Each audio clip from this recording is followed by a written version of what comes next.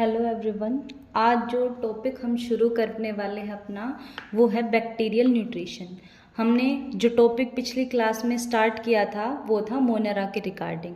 अभी हम मोनेरा के अंदर, क्योंकि मोनेरा के अंदर बैक्टीरियाज आते हैं, तो अब हम आज बैक्टीरियल न्यूट्रिशन के बारे में पढ़ेंगे। इतना हमने देख लिया था कि जो बैक्टीरियल न्यूट्रिशन होता है ये दो टाइप का होता है, एक ऑटोट्रोफिक और एक हेटेरोट्रोफिक। कुछ बैक्टीरियाज ऐसे होते हैं जो अपना जो फूड है वो खुद प्रिपेयर कर लेते हैं, सेल्फ प्रिपेयर कर लेते हैं। तो वो बैक्टीरिया जो अपना खाना खुद बना लेते हैं हम उन्हें ऑटोट्रोफ्स की कैटेगरी में डालेंगे, जबकि वो बैक्टीरिया जो अपना खाना खुद ना बना पाएं हम उन्हें हेटेरोट्रोफ्स की कैटेगरी में रख देंगे। उसके बाद हम देखेंगे कि जो ऑटोट्रोफिक बैक्टीरियाज हैं वो भी दो टाइप के होते हैं, एक फोटोसिंथेटिक और एक कीमोसिंथेटिक। उसके बाद देखेंगे कि फोटोसिंथेटिक जो ऑटोट्रोफिक बैक्टीरियाज हैं वो भी दो टाइप के होते हैं, एक ऑक्सीजनिक और एक एनऑक्सीजनिक।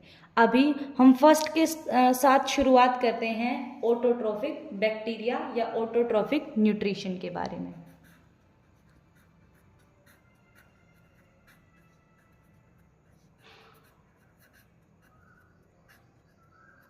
तो हमारा इसमें भी जो फर्दर टॉपिक है वो अभी क्या रहने वाला है, ऑटोट्रोफिक न्यूट्रिशन।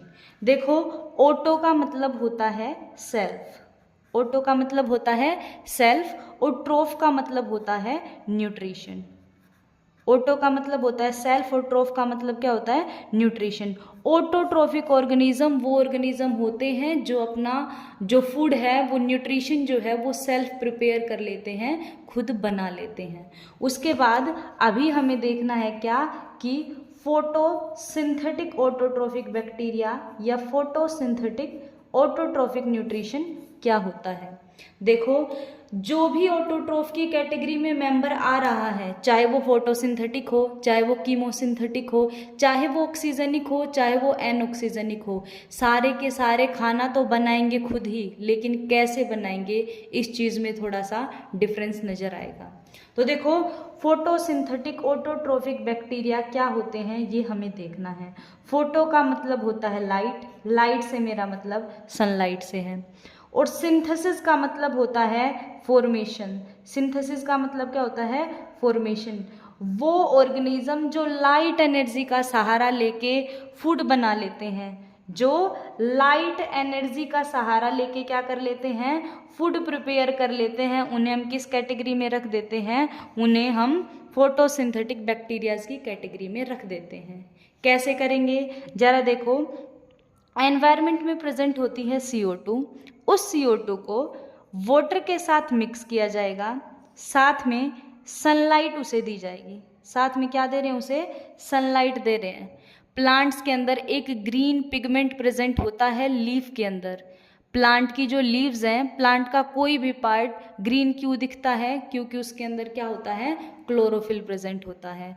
तो CO2 प्लस वाटर, साथ में दी जाएगी सनलाइट, और क्लोरोफिल लीफ के पास खुद के पास में है, क्लोरोफिल लीफ के पास में खुद के पास में है। जब ये चारों चीज़ें मिलती हैं तो प्लांट जो है अपना फूड प्रिपेयर कर लेता है, और उस फूड को क्या कहते हैं, ग्लूकोज कहते हैं। तो जब प्लांट CO2 प्लस वाटर को सनलाइट और क्लोरोफिल की प्रेजेंस में ग्लूकोज में बदल दे तो उसे भी क्या कहते हैं, फोटोसिंथेसिस कहते हैं। यही फोटोसिंथेसिस बैक्टीरियाज के अंदर भी परफॉर्म हो सकती है। बस डिफरेंस क्या आएगा कि प्लांट में जो क्लोरोफिल प्रेजेंट होता है, बैक्टीरिया में हम उसे बैक्टीरियो क्लोरोफिल कह देते हैं। बैक्टीरिया में हम उसे क्या कहते हैं, बैक्टीरियो क्लोरोफिल कहते हैं। ठीक है, तो बैक्टीरियाज क्या करते हैं, CO2 प्लस वाटर को सनलाइट और बैक्टीरियो क्लोरोफिल की प्रेजेंस में ग्लूकोज में बदल लेते हैं, और ये ग्लूकोज ही क्या है, ये ग्लूकोज ही फूड है। तो बैक्टीरिया ने सनलाइट का सहारा लेके क्या बना लिया, फूड बना लिया। ऐसे बैक्टीरियाज को फोटोसिंथेटिक ऑटोट्रोफिक बैक्टीरिया कहते हैं। अभी क्या होता है, कुछ बैक्टीरिया क्या करते हैं, जब ये फोटोसिंथेसिस परफॉर्म कर रहे होते हैं तो ग्लूकोज भी निकाल देते हैं। जब कुछ बैक्टीरियाज फोटोसिंथेसिस परफॉर्म कर रहे होते हैं तो ग्लूकोज के साथ साथ ऑक्सीजन भी रिलीज कर देते हैं, ऑक्सीजन भी निकालते हैं। तो वो बैक्टीरियाज जो ग्लूकोज तो बनाए ही बनाए, साथ में ऑक्सीजन भी बनाए, ऐसे बैक्टीरियाज को क्या कहते हैं? ऑक्सीजनिक फोटोसिंथेटिक बैक्टीरिया कहते हैं। उसके बाद एनऑक्सीजनिक मतलब ग्लूकोज तो बनेगा पर ऑक्सीजन नहीं बनेगा। वो बैक्टीरियाज जो ग्लूकोज तो बनाए, फूड तो बनाए, पर ऑक्सीजन ना बनाए, उन्हें क्या कहते हैं? उन्हें कहते हैं एनऑक्सीजनिक बैक्टीरिया। इसी के साथ हमने अपना ये वाला पोर्शन कंप्लीट कर लिया है। अब हम चलते हैं कीमोसिंथेटिक बैक्टीरिया की तरफ या कीमोसिंथेटिक न्यूट्रिशन की तरफ।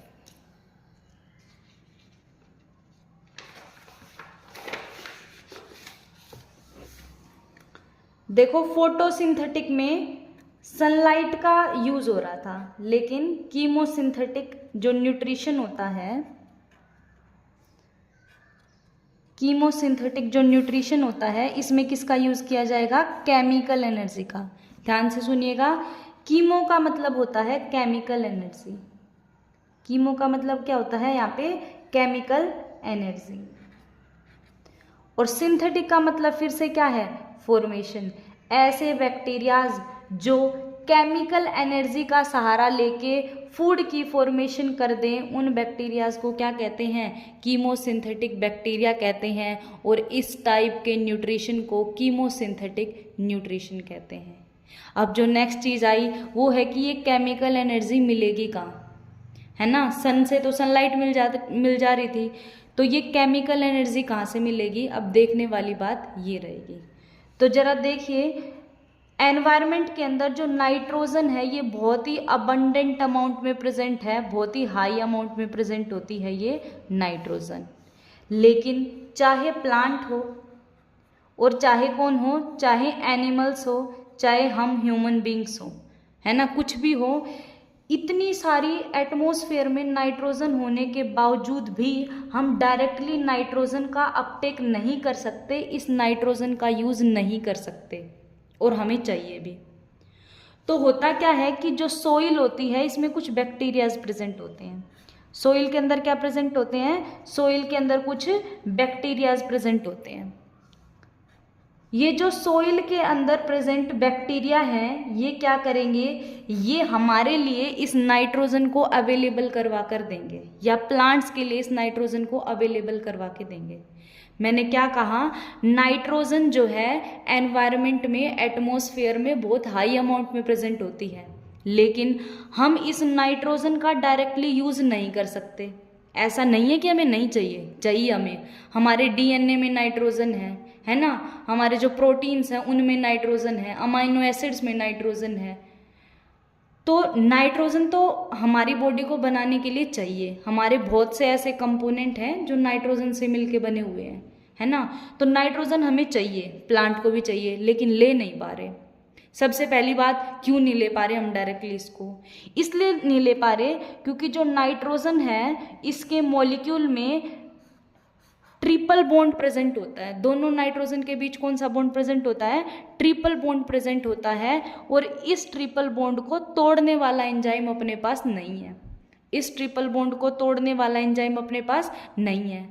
तो अगर हमने नाइट्रोजन ले भी ली तो ये बॉन्ड नहीं टूटेगा जब तक जो ये नाइट्रोजन है इसका यूज नहीं किया जा सकता। तो फिर क्या फायदा? तो कैसे अवेलेबल करवाई जाएगी? सोइल के अंदर क्या प्रेजेंट होते हैं? बैक्टीरिया प्रेजेंट होते हैं। इन बैक्टीरिया की बॉडी में एक एंजाइम होता है जिस एंजाइम का नाम होता है नाइट्रोजिनेज। एंजाइम का नाम क्या है? नाइट्रोजिनेज। ये नाइट्रोजिनेज एंजाइम सिर्फ और सिर्फ प्रोकैरियोट्स में, सिर्फ और सिर्फ बैक्टीरिया में मिलता है। हमारे अंदर या प्लांट्स के अंदर ये एंजाइम नहीं मिलता। तो बैक्टीरिया के अंदर प्रेजेंट नाइट्रोजिनेज एंजाइम क्या करेगा? इस N2 को, इस नाइट्रोजन को किस में बदल देता है? अमोनिया में बदल देता है। किस में बदल देता है? अमोनिया में बदल देता है। कौन सा एंजाइम बदल रहा है? नाइट्रोजिनेज बदल रहा है। कैसे बदल रहा है? इस नाइट्रोजिनेज एंजाइम ने नाइट्रोजन के बीच में पड़े हुए ट्रिपल बॉन्ड को क्या कर दिया? ब्रेक कर दिया। और जैसे ही नाइट्रोजन का ये बॉन्ड ब्रेक करता है एनर्जी रिलीज होती है। जैसे ही नाइट्रोजन का ये ट्रिपल बॉन्ड सोइल के अंदर या बैक्टीरिया के अंदर ब्रेक होगा, क्या रिलीज होगा, एनर्जी रिलीज होगी। और कौन सी एनर्जी रिलीज होगी, केमिकल एनर्जी रिलीज होगी। अब ऐसा नहीं है कि बैक्टीरिया को ये करके मजे आ रहे हैं, है ना, कि बैक्टीरिया हमें नाइट्रोजन देना चाह रहा है। बैक्टीरिया अपना काम कर रहा है। कैसे कर रहा है, क्योंकि जब बैक्टीरिया इस ट्रिपल बॉन्ड को तोड़ेगा तो केमिकल एनर्जी निकलेगी, और इसी केमिकल एनर्जी का यूज करके अब बैक्टीरिया क्या करेगा, जो CO2 है और जो वाटर है उसको इस केमिकल एनर्जी का यूज करके फूड में बदल देता है। तो बैक्टीरिया ने कौन सी एनर्जी का यूज किया, यहाँ पे केमिकल एनर्जी का यूज किया, और क्या प्रिपेयर कर दिया, फूड प्रिपेयर कर दिया। दोनों ही तरीके से फायदेमंद प्रोसेस है। बैक्टीरिया इस प्रोसेस का यूज करके इस नाइट्रोजन के बॉन्ड को ब्रेक करके अपना फूड बना रहा है, और हमें क्या बना के दे रहा है, हमें बना के दे रहा है अमोनिया। अब जो प्लांट्स होते हैं वो बहुत ही इजीली इस नाइट्रोजन का क्या कर सकते हैं, अपटेक कर सकते हैं। प्लांट नाइट्रोजन को अपटेक करेंगे, हम प्लांट्स को खाएंगे, हम प्लांट को खाएंगे तो नाइट्रोजन हमारे अंदर भी चली जाएगी।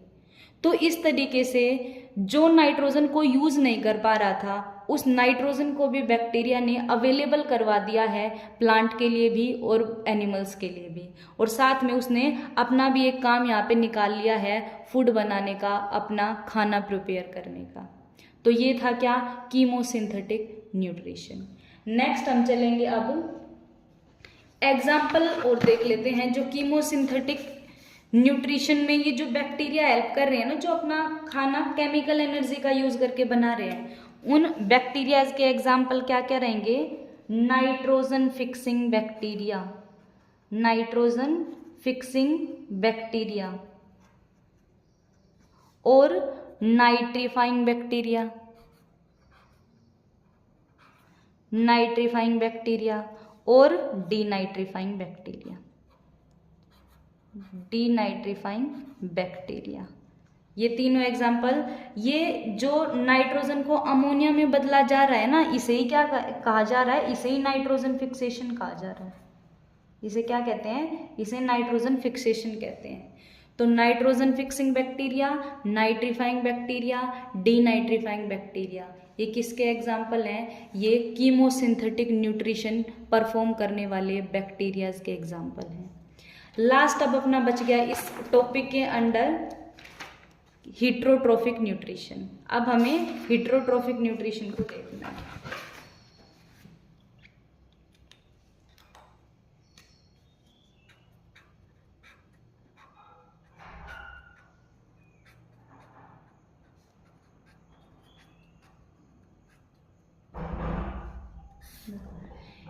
हीट्रो का मतलब होता है डिफरेंट, और ट्रोफ का मतलब क्या होता है, न्यूट्रिशन। हीट्रो का मतलब होता है डिफरेंट, और ट्रोफ का मतलब क्या होता है, न्यूट्रिशन। ऐसे बैक्टीरियाज जो अपना खाना खुद नहीं बना पा रहे, ऐसे बैक्टीरियाज जो अपना खाना खुद नहीं बना पा रहे, वो किसी डिफरेंट ऑर्गेनिज्म से उस फूड को, उस खाने को ऑब्टेन कर रहे हैं, वो किसके अंडर आएंगे, वो हीट्रोट्रोफिक न्यूट्रिशन के अंडर आएंगे। अभी हमें इसके एग्जाम्पल देखने हैं। जितने भी बैक्टीरियाज हमें डिजीज करते हैं, all disease causing bacteria, all disease causing bacteria, साथ में जितने भी गुड बैक्टीरिया हैं।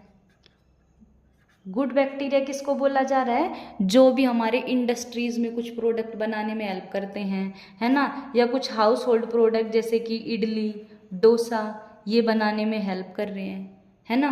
ऐसे बैक्टीरियाज जो हमें डिजीज कर रहे हैं, और ऐसे बैक्टीरियाज जो हमारे लिए बहुत अच्छे हैं, है ना, हमारे हाउस होल्ड प्रोडक्ट, घरेलू जो चीज़ें हैं उनको बनाने में हेल्प कर रहे हैं, वो किसके एग्जाम्पल्स होते हैं, सारे ही हीट्रोट्रोफिक न्यूट्रिशन के एग्जाम्पल हैं। बात ऐसी है कि कोई भी बैक्टीरिया हमें डिजीज करने के लिए हमारी बॉडी में एंटर नहीं करता, बल्कि वो हमारी बॉडी में एंटर करके अपना न्यूट्रिशन लेगा, अपना खाना लेगा हमारी बॉडी से।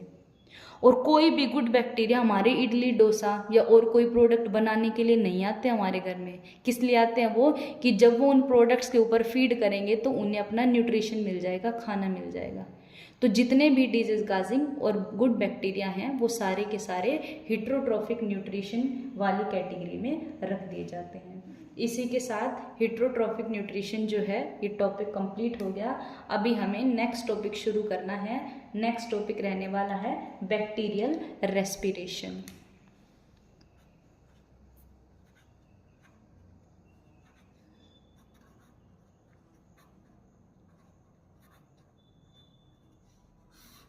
बैक्टीरियल रेस्पिरेशन, इसमें क्या होता है, रेस्पिरेशन जब भी आए तो रेस्पिरेशन का मतलब क्या होता है, ऑक्सीडेशन ऑफ फूड। रेस्पिरेशन का मतलब क्या होता है, ऑक्सीडेशन ऑफ फूड। और फूड क्या होता है हमारी बॉडी में या प्लांट की बॉडी में, ग्लूकोज को एज फूड कंसीडर किया जाता है मेनली, है ना। तो जब भी फूड का ऑक्सीडेशन कर दिया जाए, फूड की क्या कर दी जाए, बर्निंग कर दी जाए, तो उसे क्या कहा जाता है, रेस्पिरेशन कहा जाता है। तो कैसे होती है, तुमने सुना होगा कि बर्न करने के लिए, किसी भी चीज़ को जलाने के लिए ऑक्सीजन होनी चाहिए। अगर ऑक्सीजन नहीं है तो कोई चीज़ जलने वाली नहीं है। और यहाँ पे किसको जलाया जाएगा, खाने को जलाया जाएगा। क्यों जलाया जाएगा, खाने को जलाकर, खाने को बर्न कर कर, खाने को ऑक्सीडेशन कर कर क्या है, उससे एनर्जी निकाली जाएगी। क्योंकि लास्ट में हमारे काम जो खाना तभी आएगा जब उसमें से उसकी एनर्जी निकाल ली जाए। तो रेस्पिरेशन एक ऐसा प्रोसेस होता है जिसमें हमने जो खाना खाया है उसको तोड़कर, उसको ऑक्सीडेशन कर कर, उसको बर्न कर कर उससे एनर्जी निकाल लेंगे और उस एनर्जी का यूज़ हमारी बॉडी सारी की सारी एक्टिविटीज़, सारे के सारे फंक्शंस परफॉर्म करने में हेल्प करेगी। तो अगर हम देखें तो रेस्पिरेशन क्या होता है, ग्लूकोज को ऑक्सीजन दे करके उसका ऑक्सीडेशन कर देना और CO2 plus water plus ATP मतलब एनर्जी बना लेना, इसे क्या कहा जाता है, रेस्पिरेशन कहा जाता है। अब हमें बैक्टीरियल रेस्पिरेशन को डिटेल में देखना है।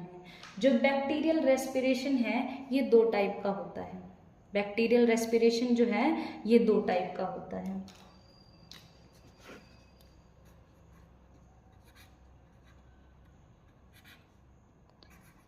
बैक्टीरियल रेस्पिरेशन जो है ये 2 टाइप का है।